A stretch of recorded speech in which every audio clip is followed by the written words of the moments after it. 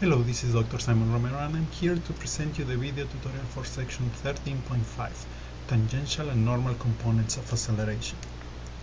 These are the topics that we're going to see in this video, and these are the practice problems I suggest you to do them all. First, we're going to start talking about smooth curves and the unit tangent vector. Smooth curve. A curve is said to be smooth if the derivative is continuous and r prime is different from 0. What does this mean is that we want a curves that do not have sudden change of directions. So for example, in this one, you have a sudden change of direction, and that means that you have two different tangent vectors if your curve is traveling this way. And that's what we're trying to avoid. Why we're trying to avoid that? Because at the end we want to have something called the unit tangent vector. A unit tangent vector of the smooth curve is defined by this formula. Notice that it's a unit vector because it's a vector divided by its magnitude, and it's tangent because it has the same direction as r prime, and the reason is because the magnitude of r prime is a positive number. That means that you're multiplying r prime by a scalar that is positive. That means that the new vector has the same direction as the old vector. So we're going to try to construct something like this. In the three-dimensional space, we have the standard basis, so the vectors I, j, and k. And that gives you a reference frame for the space with respect to the origin. Since vector functions represent movement of particles in space, we would like to construct three unit vectors orthogonal to each other, similar to the standard basis, that give us a reference of the space with respect to the object. So in other words, since we're going to change the center of our vision from having the reference point to be the origin to having the reference point to be the object that is moving. So the way that we're going to do that is we already have one vector, that is the tangent vector. The tangent vector points at the direction of the movement at that, at that particular time, at that instantaneous moment. So in order to find something perpendicular or orthogonal to t, the thing that we're going to do is we're going to use something that we prove in section 13.1 that says that if you have a vector function that has a constant magnitude, then itself and its derivative are orthogonal. So the thing that we know is t prime is orthogonal to t. Why that's important? Because then we can define our new vector that we're going to call the principal normal vector to be just t prime divided by its magnitude. It's called the principal normal vector to, in order not to get confused with normal vectors of planes. Note that the principal normal vector will always give you a unit vector orthogonal to t, no matter what value of t we take. And now to take our third vector, the only thing that we have to do is we have to take the cross product of these two vectors, t and n. Once you have the cross product of t and n, you have that the binomial vector is created. A good question is asking, well, why the binomial vector is a unit vector? You will answer that question in your next activity. So the vectors t, n, and b are what we call the Frenet frame.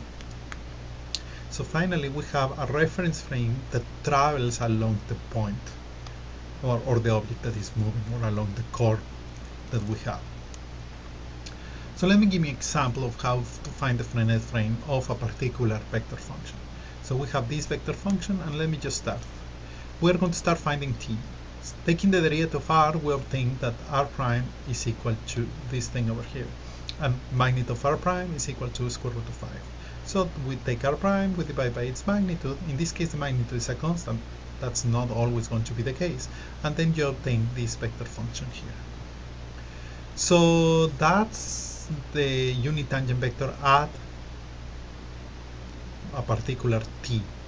You plug in the t, and that gives you a particular unit vector for that parameter.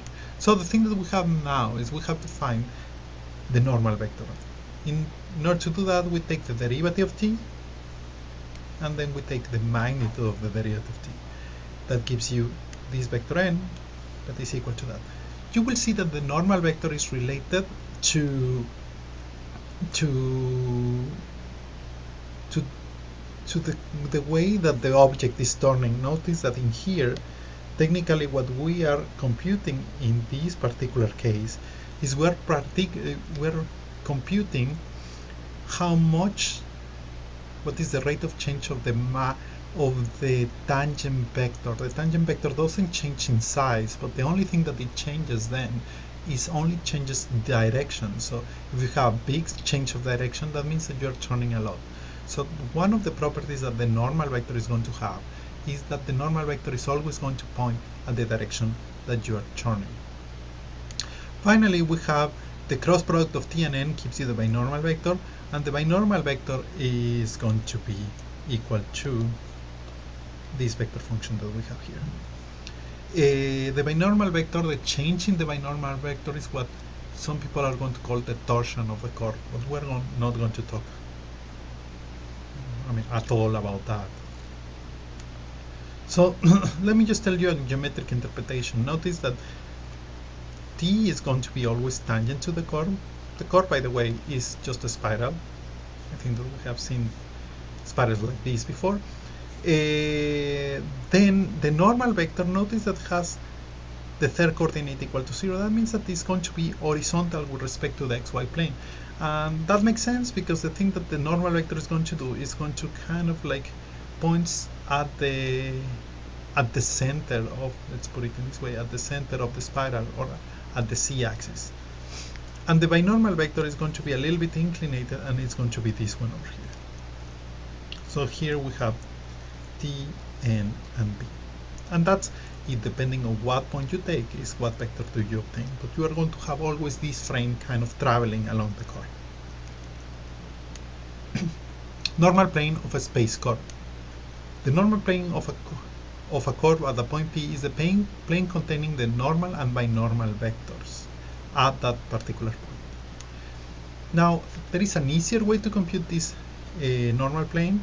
The only thing that you need is the velocity vector. The velocity vector has the same position as the tangent vector, so if you compute the velocity vector at this point, that velocity vector is going to be the normal vector to this plane that we call the normal plane. I know that it may be confusing, but unfortunately that's the names that we have for those particular geometric objects. The osculating plane of a space curve, the osculating plane is going to be the plane that contains the tangent and the normal vector of P. Again, there is an easier way to compute the equations for this plane. The only thing that you need to do is you need to notice this. The next theorem is going to prove that A lives in the osculating plane. If you believe me that A lives in the osculating planes, then the velocity also lives in the osculating plane, then B cross A is going to be, at that particular point, is going to be the normal vector of the osculating plane. And with that, you can compute the equations, or the equation of the osculating plane. Let me move on to the acceleration of the osculating plane. As I mentioned before, we have this theorem that says that A of t lives in the osculating plane. Moreover, we are saying that A of t is equal to t times a scalar function plus n times a scalar function. So let me just tell you, the proof of this is going to actually be in your class activity. You are going to prove it. It's not that difficult. Don't get scared. But the important part about here is what these two numbers represent. Well, these two numbers are going to be called the tangential and normal components of acceleration.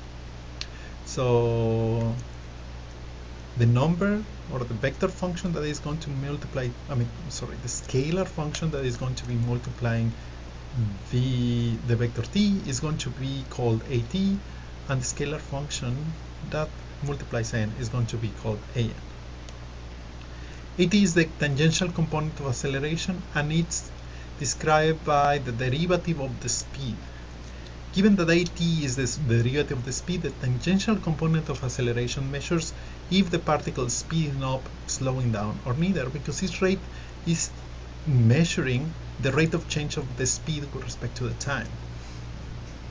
Now, the an is going to be the normal component of acceleration that is given by this formula. And again, an represents how much acceleration is using to turn. One thing that I want you to notice is that an is always going to be either 0 or positive, because it's a multiplication of two positive or 0 numbers. T prime, remember, T prime is how much the tangent vector is changing with respect to the time. So the tangent vector, the only way that the tangent vector can change is in direction. That's the reason why an is kind of measuring how much of the acceleration you are using to turn. So let me give you another way. Although these are very nice ways to see what AT and AN represents, they are not the very easy way. It's not the easiest formulas to compute. So I'm going to give you a different way to compute tangential and normal components of acceleration. So let me just give you this configuration. We have the acceleration, we have T and N. Notice that the unit tangent vector points in the same direction as the velocity, so I'm going to use the velocity instead. And notice that the AT is just going to be the component of the acceleration onto the velocity, and we have a formula for that. Now AN is going to be also another component, but it's going to be what we call the orthogonal component. If you remember, in a previous activity, we talked about the orthogonal component, and actually we saw a formula for the orthogonal component, and it's given by this. So finally, well, we have these two formulas for AT and AN. This one tells you how much the velocity and the acceleration are going in the same direction. Remember, that was what the dot product. And this one gives you kind of like how much the velocity and the acceleration are kind of orthogonal to each other. And that's why you have these two particular numbers. Let me give you an example of what does that mean. Here we have the movement of the object, and the thing that we have, the vectors that you're seeing over here are just the acceleration vector at those particular points. And notice that the thing that we have here is depending of how the acceleration is with respect to the movement, is if the vector is slowing down, speeding up, turning, or not turning. Let me give you an example of how to find the tangential and normal components of acceleration of a particular vector function. For the sake of simplicity, I'm going to just start writing B and A instead of B of t and A of t. So we have that the velocity vector is equal to this and the acceleration vector is equal to that.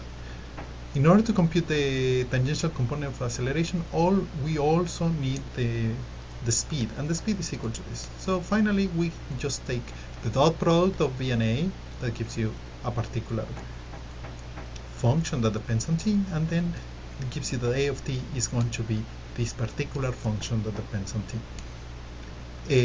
In order to get the an, we need the cross product.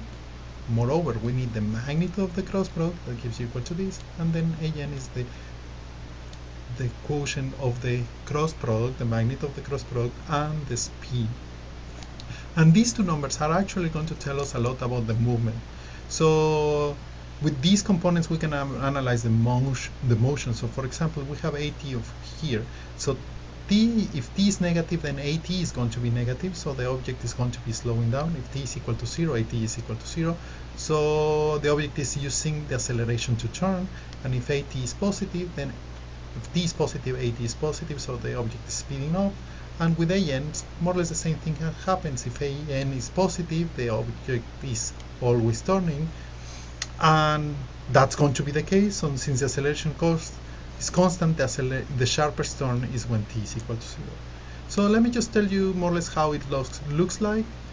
You have an object that is moving like this. It makes sense because acceleration is constant, and that usually gives you a parabolic movement.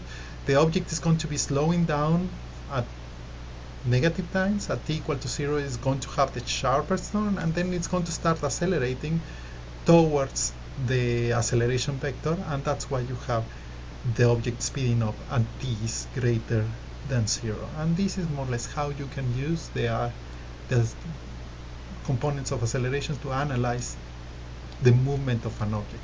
Thank you very much, and I hope that you enjoy this video.